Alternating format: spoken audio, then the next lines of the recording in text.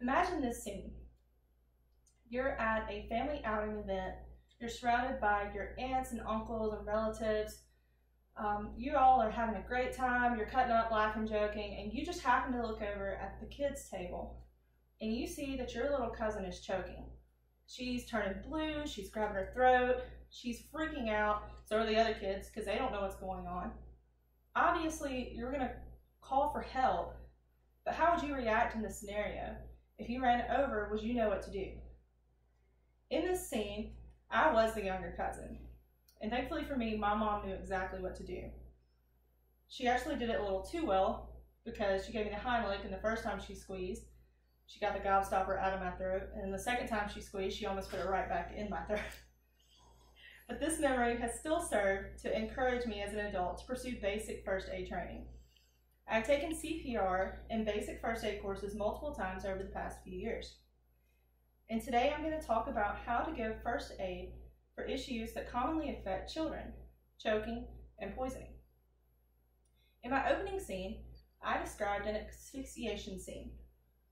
According to the New World Encyclopedia, asphyxiation occurs when air is prevented from reaching the lungs and the supply of oxygen is cut off from the circulating blood. Today I will be discussing the Heimlich maneuver as a first aid measure for choking. We've all seen CPR on the TV screen. However, the Heimlich is a lot less intimate and a lot more handsy. In the Heimlich maneuver, the individual giving aid will wrap their arms around the victim from behind, placing their fist above the navel but below the ribcage, and using their other hand to thrust upward and inward, causing the lungs to exhale air and force the object lodged in the throat out. Be sure to check the victim's breathing between each squeeze because you could be like my mom and almost cause them to choke again. And special care must also be given to not place pressure on the ribs because they can be forcefully broken during the motion. Now that I've covered the basics of the Heimlich maneuver for first aid situations that involve choking, I would like to cover the basics of how to respond to situations that involve poisoning. Small children absolutely love to try to eat anything that they can find. To further support this idea, a study by the CDC and the American Association of Poison Control Centers in particular showed that 1,008 cases of laundry detergent ingestion were reported between May and June of 2012. During the study, they tracked the age of those involved and found that about 94% of the cases involved children aged 5 years and younger. If someone around you, or if you suspect someone around you of being poisoned, whether by ingestion, air intake, or any number of other ways, your first step should always be to identify the poisoning agent. Ideally, you should ask the victim for information. However, if this option is not available, because it's commonly not, you should search for clues around the scene to help find the cause. Next, you should immediately call the Poison Control Center. It's very important to know that you should never ever force someone to vomit unless instructed by a medical professional because some poisons can further burn the mouth and throat as they travel back out of the body.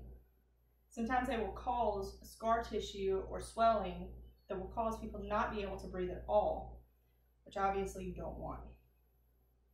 The most common forms of poisoning in children are actually ingestion of aspirin, solvents, tranquilizers, or iron compounds.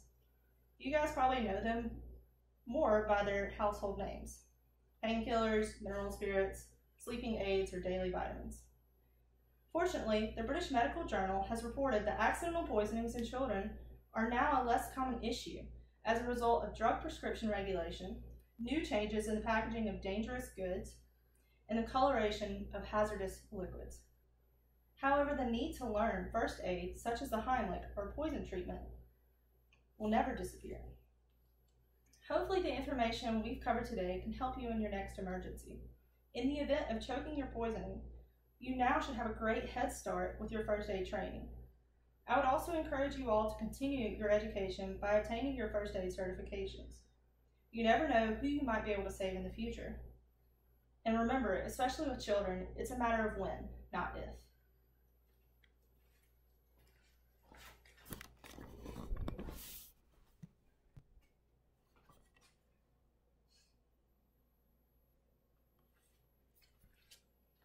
Cool.